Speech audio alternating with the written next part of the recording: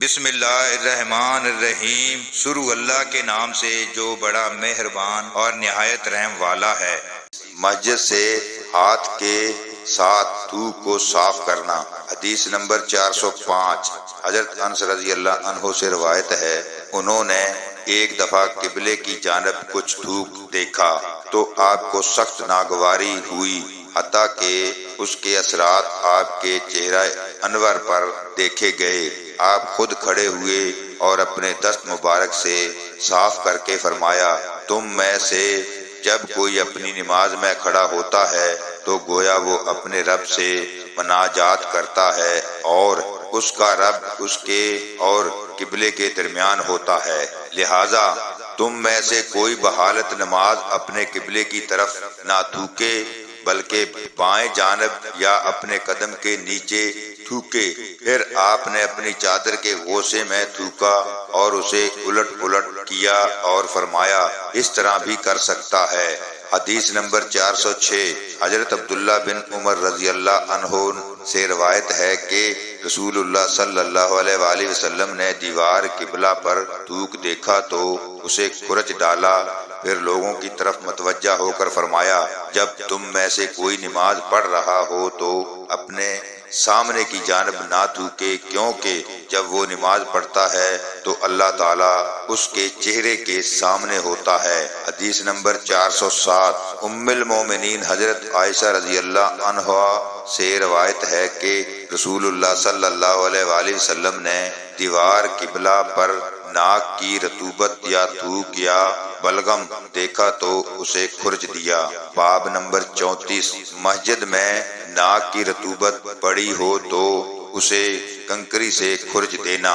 حضرت ابن عباس رضی اللہ عنہ نے فرمایا، اگر تمہارا پاؤں کسی تر گندگی پر پڑ جائے تو اسے دھو لو، اور اگر خشک گندگی پر پڑے تو دھونے کی ضرورت نہیں۔ حدیث نمبر 408، 409، حضرت ابو ہریرہ رضی اللہ عنہ اور حضرت ابو سعید رضی اللہ عنہ سے روایت ہے کہ رسول اللہ صلی اللہ علیہ وآلہ وسلم نے مسجد کی دیوار پر بلغم دیکھا تو ایک کنکری لی اور اسے کھرچ دیا اور فرمایا، اگر کسی کو بلغم آئے تو وہ اسے سامنے کی جانب تھوکے، نہ دائیں جانب بلکہ اپنے بائیں جانب یا بائیں پاؤں کے نیچے تھوکے۔ باب نمبر 35، بحالت نماز اپنی دائیں جانب نہیں تھوکنا چاہیے۔ حدیث نمبر 410، 411، حضرت ابو ہریرہ اور حضرت ابو سعید رضی اللہ عنہم ہی سے روایت ہے کہ رسول اللہ صلی اللہ علیہ وآلہ وسلم نے مسجد کی دیوار پر بلغم لگا ہوا دیکھا تو رسول اللہ صلی اللہ علیہ وآلہ وسلم نے ایک سنگر ریزہ اٹھایا اور اسے صاف کر دیا، پھر فرمایا، اگر کسی کو بلغم آئے تو وہ اسے سامنے کی جانب نہ تھوکے اور نہ دائیں جانب ڈالے بلکہ اپنے بائیں جانب یا اپنے بائیں پاؤں کے نیچے تھوکے۔ حدیث نمبر 412، حضرت انس رضی اللہ عنہ سے روایت ہے، انہوں نے کہا، نبی صلی اللہ علیہ وآلہ وسلم نے فرمایا، تم میں سے کوئی اپنے سامنے یا اپنے دائیں جانب نہ تھوکے بلکہ اسے بائیں جانب یا بائیں پاؤں تلے تھوکنا چاہیے۔ باب نمبر 36، نمازی کو اپنے بائیں جانب یا اپنے بائیں پاؤں کے نیچے تھوکنا چاہیے۔ حدیث نمبر 413، حضرت انس بن مالک رضی اللہ عنہ سے روایت ہے، انہوں نے کہا، نبی صلی اللہ علیہ وآلہ وسلم نے فرمایا، جب مومن نماز میں ہوتا ہے تو وہ اپنے رب سے راز و نیاز میں مصروف ہوتا ہے، اس کے لیے اسے اپنے سامنے یا اپنے دائیں جانب نہیں تھوکنا چاہیے بلکہ اپنے بائیں جانب یا اپنے قدم تلے تھوکنا چاہیے۔ حدیث نمبر 414، حضرت ابو سعید خدری رضی اللہ عنہ سے روایت ہے، نبی صلی اللہ علیہ وآلہ وسلم نے مسجد کے قبلے کی طرف بلغم دیکھا تو اسے ایک سنگریزے سے دور کر دیا، پھر آپ نے سامنے کی سمت یا دائیں طرف تھوکنے سے منع فرمایا اور بائیں جانب یا بائیں پاؤں کے نیچے تھوکنے کی اجازت دی۔ اس روایت سے ایک طریق میں امام زہری نے اپنے شیخ حمید طویل سے سماع کی تشریح بھی کی ہے، وہ ابو سعید خدری رضی اللہ عنہ سے مذکورہ روایت کی طرح بیان کرتے ہیں۔ باب نمبر 37 مسجد میں تھوکنے کا کفارہ۔ حدیث نمبر 415 حضرت انس بن مالک رضی اللہ عنہ سے روایت ہے، انہوں نے کہا نبی صلی اللہ علیہ وآلہ وسلم نے فرمایا مسجد میں تھوکنا گناہ ہے اور اس گناہ کا کفارہ اسے دفن کر دینا ہے۔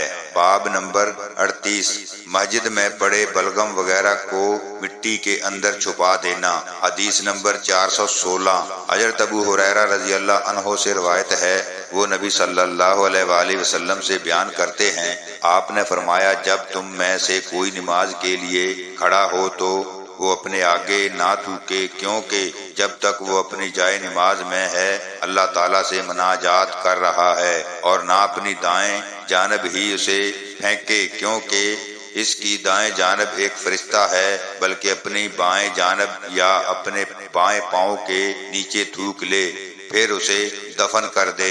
باب نمبر 39 جب تھوک نمازی کو مجبور کر دے تو اسے اپنے کپڑے کے کنارے میں تھوک لینا چاہیے۔ حدیث نمبر 417 حضرت انس بن مالک رضی اللہ عنہ سے روایت ہے کہ نبی صلی اللہ علیہ وآلہ وسلم نے قبلے کی سمت ناک کی رطوبت لگی ہوئی دیکھی تو آپ نے اسے اپنے ہاتھ سے صاف کر دیا، اور اس کی ناگواری آپ کے چہرے سے ظاہر ہوئی، یا اس وجہ سے آپ کی ناگواری اور اس کی گرانی معلوم ہوئی۔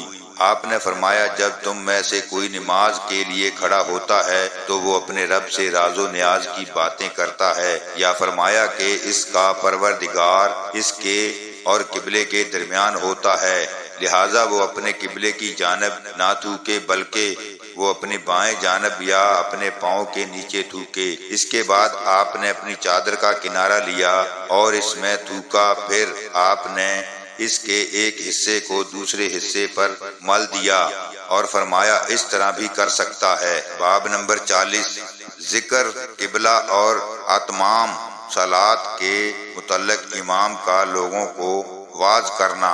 حدیث نمبر 418 حضرت ابو ہریرہ رضی اللہ عنہ سے روایت ہے، رسول اللہ صلی اللہ علیہ وآلہ وسلم نے فرمایا تم میرا منہ اس طرف سمجھتے ہو، اللہ کی قسم مجھ پر نہ تمہارا خشوع پوشیدہ ہے اور نہ تمہارا رکوع، اور میں تمہیں اپنی پیٹھ کے پیچھے سے دیکھتا ہوں۔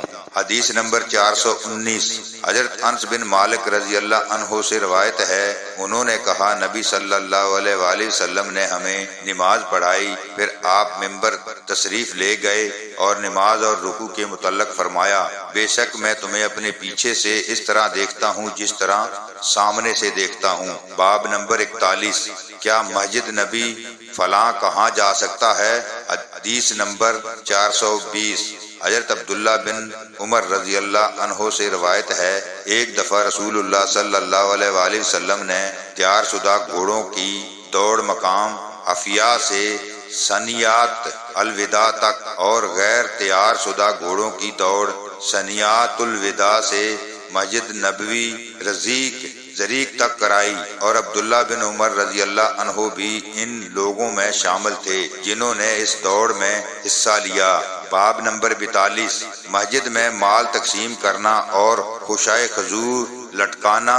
امام بخاری رحمۃ اللہ کہتے ہیں کہ کینو کے معنی کھجور کا خوشہ ہے، اور یہ مفرد کا صیغہ ہے، اس کا تنسیہ کینوان اور جمع بھی کینوان ہے، جسے سینو کا تنسیہ اور جمع ایک ہی وزن سنوان ہے پر آتے ہیں۔ حدیث نمبر 421 حضرت انس رضی اللہ عنہ سے روایت ہے، انہوں نے فرمایا رسول اللہ صلی اللہ علیہ وآلہ وسلم کے پاس بحرین سے کچھ مال لایا گیا تو آپ نے فرمایا اسے مسجد میں ڈھیر کر دو، یہ مال اب تک آپ کے پاس لائے گئے مالوں سے بہت زیادہ مقدار میں تھا۔ پھر رسول اللہ صلی اللہ علیہ وآلہ وسلم نماز کے لیے مسجد میں تشریف لائے تو آپ نے اس کی طرف التفات بھی نہیں کیا۔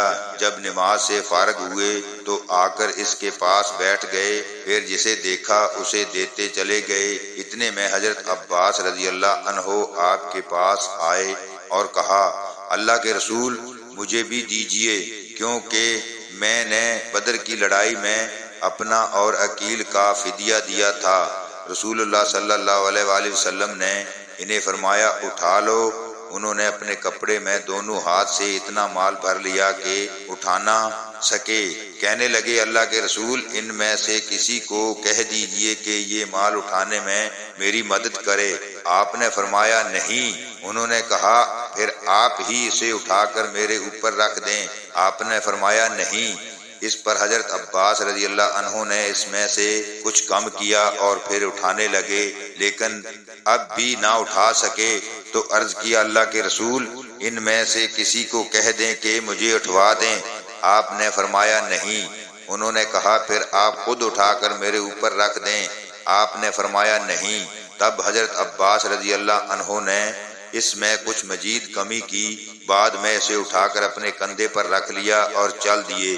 رسول اللہ صلی اللہ علیہ وآلہ وسلم ان کی حرص اور طمع پر تعجب کر کے انہیں دیکھتے ہی رہے، حتیٰ کہ وہ ہماری آنکھوں سے اوجھل ہو گئے۔ الغرض رسول اللہ صلی اللہ علیہ وآلہ وسلم وہاں سے اس وقت اٹھے جب ایک درہم بھی باقی نہ رہا۔ باب نمبر 43، کسی شخص کو مسجد میں دعوت و طعام دینا اور مسجد ہی میں اسے قبول کر لینا۔ حدیث نمبر 422، حضرت انس رضی اللہ عنہ فرماتے ہیں میں نے نبی صلی اللہ علیہ وآلہ وسلم کو مسجد میں موجود پایا جب آپ کے ساتھ کچھ دیگر حضرات بھی تھے۔ میں وہاں جا کر کھڑا ہو گیا تو آپ نے مجھ سے فرمایا کیا تجھے ابو طلحہ نے بھیجا ہے؟ میں نے عرض کیا جی ہاں۔ پھر آپ نے فرمایا دعوت و طعام دینے کے لیے؟ میں نے عرض کیا جی ہاں۔ چنانچہ آپ نے صحابہ کرام رضی اللہ عنہم سے فرمایا جو آپ کے پاس تھے